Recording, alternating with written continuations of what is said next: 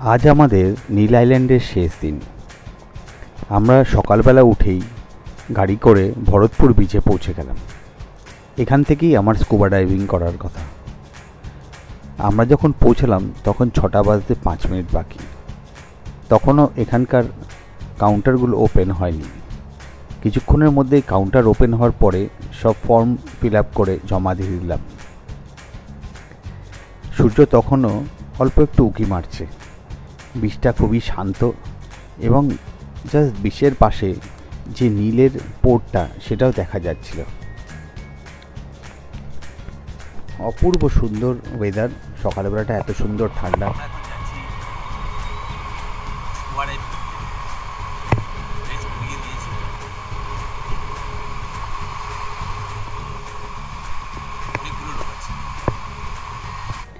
আমাদের টিমে 2টি মহিলা, একটা বাচ্চা আর টোটাল 10 জন লোক।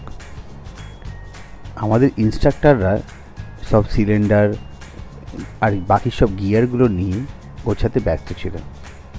একটা নৌকার পাশে নিয়ে এসে সব গিয়ারগুলো রাখলো। সবাই রেডি হচ্ছে। আমাদের ইনস্ট্রাক্টর সব জিনিসপত্র গুছিয়ে একটা নৌকায় করে আমাদের মাঝ সমুদ্রে নামিয়ে দিল। তারপরেই পৃথিবীটা বদলে গেল। কিছু দূর উনি আমার কাঁধে হাত দিয়ে মানে আমার প্রায় কলার ধরে ভাসিয়ে ভাসিয়ে নিয়ে গেল। উনি একেবারে গাইডের মতো পিঠে হাত ধরে, আমিও ভাসছিলাম, উনি আমার ওপরে ভাসছিলেন, কিন্তু আমাকে উনি একবারও ছাড়েননি। ওপরে পুরো ট্রেনিংটাই দিয়ে দিয়েছিলেন। যদি কখনো অসুবিধা হয় তো বুড়ো আঙুলটা ওপর দিকে করলেই উনি আমাকে নিয়ে ওপরে উঠে যাবেন। জলের খুব বেশি নিচে নয়, 10 মিটার মতো নিচে অবধি আমাদের যাওয়ার কথা। 5-6 মিটার পর থেকেই প্রচুর মাছ। আজকে সূর্য একটু কম আলো দিচ্ছে বলে একটু ঘোলাটে, অন্যদিন নাকি আরও পরিষ্কার থাকে। জলের তলায় একটা অদ্ভুত পৃথিবী, প্রচুর মাছ। এত মাছ আমি অ্যাকোরিয়ামেই দেখেছি, এরকম খালি চোখে এত মাছ একসাথে আমি কখনো দেখিনি। নীল আইল্যান্ডে এটাই ছিল সবথেকে বড় আকর্ষণ। এর জন্যই আমি এই আন্দামান ট্রিপটা করেছিলাম। 2022-এর নভেম্বরে আমি থাইল্যান্ড গেছিলাম।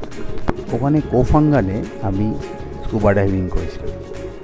কিন্তু এটা যেন সব কিছুকে হার মানিয়ে দেবে। মাছেদের যত কাছে যাচ্ছিলাম ওরা আমাদের থেকে দূরে দূরে যাচ্ছিল, আর অনেক রকম মাছ চলে আসছে। মাঝে মাঝে আমরা আমার অভ্যেস নেই বলে কিছুটা উঠে যাচ্ছিলাম, আবার উনি আমার কলার ধরে নিচের দিকে নামিয়ে নিচ্ছিলেন। আসলে বাঙালি তো মাছ দেখলেই খেতে ইচ্ছা করে। মনে হচ্ছিল কটা মাছ ধরে ব্যাগের ভিতর ঢুকি। আগেরবার যখন আমি থাইল্যান্ড গেছিলাম তখন আমার কাছে আমার নিজের গোপ্রো ছিল না। এই গোপ্রোটা আমি রিসেন্টলি কিনেছি। তো এই স্কুবা ডাইভিংটায় এই গোপ্রোটার টেস্টেরও কথা ছিল। কিছু দূর যাওয়ার পর আমরা একটা কচ্ছপও দেখতে পেলাম, বিশাল বড় টার্টেল। সে পাথরের থেকে খুঁজে খুঁজে কী সব খাচ্ছিল। আমরা কিছুক্ষণ ওনারও পিছু করলাম। অপূর্ব সুন্দর, সেই যেরকম টিভি দোকানে গেলে যেরকম টিভিতে দেখা যায় না, ঠিক ওরকম। জলের তলায় একটা আলাদা পৃথিবী। কানটা খুব গো করছিল, একটা কানের মধ্যে চাপ সৃষ্টি হচ্ছিল, কিন্তু ওগুলো একেবারেই উপেক্ষা করা যায় এরকম একটা সুন্দর জিনিসের কাছে। কচ্ছপটা একটা একটা করে শামুক খাচ্ছিল। আমার বাড়িতে 2টো কচ্ছপ ছিল একসময়। তো ওই কচ্ছপ দুটোকে বৃষ্টির মধ্যে আমি বাইরে রেখেছিলাম। একদিন একটা হারিয়ে গেছিলো, তারপর আরেকটা আমি আমার একটা বন্ধুকে দিয়ে দিয়েছিলাম। কচ্ছপের খাবার সম্বন্ধে আমি অনেকটাই জানি। অপূর্ব সুন্দর একটা এরকম অনুভূতি সত্যি আমার হয়নি আগে। আমরা যেন ওর থেকে চোখই সরাতে পারছিলাম না। মাছগুলো কচ্ছপকে দেখে একটু দূরে সরে গেছিল। ওরা যেন কচ্ছপটাকে একটু ভয়ই পাচ্ছিল। কচ্ছপটা নিজের গতিতে আস্তে আস্তে করে পাখা মেলে উড়ে উড়ে যাচ্ছিল। প্রচুর কোরাল, নানা রকমের কোরাল এখানে দেখা যাচ্ছে।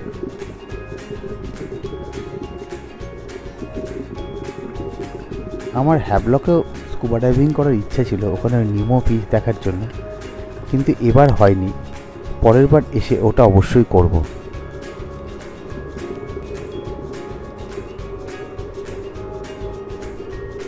কচ্ছপটা মনে হচ্ছিল যে আমরা পিছু নিচ্ছি বলে খুব বিরক্ত হচ্ছিল, কিন্তু খুব ভালো লাগছিল বলে আমরা আর ওকে ছাড়িনি। আমাদের দলের 4 জন এখন জলের নিচে, আর বাকি 6 জন ওপরে ওয়েট করছে। জলের নিচে থেকে একদম উঠতেই ইচ্ছা করছিল না। ইনস্ট্রাক্টররা আমাদের পিছনে ধরে ধরে আমাদেরকে দেখাচ্ছিল একটা অদ্ভুত পৃথিবী। কিছুক্ষণ পরে হঠাৎ জলের নিচটা একদম আলোকিত হয়ে গেল। তখন বুঝলাম যে ওপরে সূর্য উঠেছে। আস্তে আস্তে করে আকাশ পরিষ্কার হচ্ছে। জলের তলায় সত্যিই এরকম কখনো আমি ভাবিনি যে এরকম দেখতে পাবো। অপূর্ব একটা অনুভূতি। সব মাছগুলো লাইন দিয়ে যাচ্ছে। আর সব থেকে বড় কথা, জলের তলায় একেবারেই পলিউশন ফ্রি। যেরকম আমি থাইল্যান্ডে দেখেছি জলের তলায় অনেক টায়ার পড়ে রয়েছে, কিন্তু এখানে একটা প্লাস্টিক পর্যন্ত আমি দেখতে পাই। এটা কিন্তু ভারতবর্ষের জন্য সত্যিই একটা গর্বের বিষয়। মাছগুলো লাইন দিয়ে যেন স্কুলে যাচ্ছিল, স্কুলের বাচ্চারা যেরকম যায় এরকম টাইপের। খুব ভালো লাগছিল। এই জন্য আমাকে আবার নীল আইল্যান্ডে ফেরত আসতে হবে।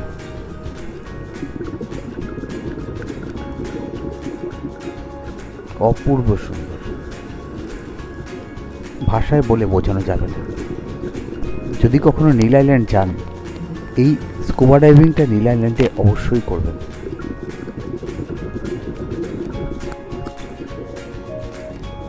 আমরা মাঝে মাঝে একটু একটু নিচু হয়ে যাচ্ছিল, আবার মাঝে মাঝে কখনো ওপর দিকে হয়ে যাচ্ছিল। দূরে একটা বিশাল বড় মাছের ঝাঁক ছিল,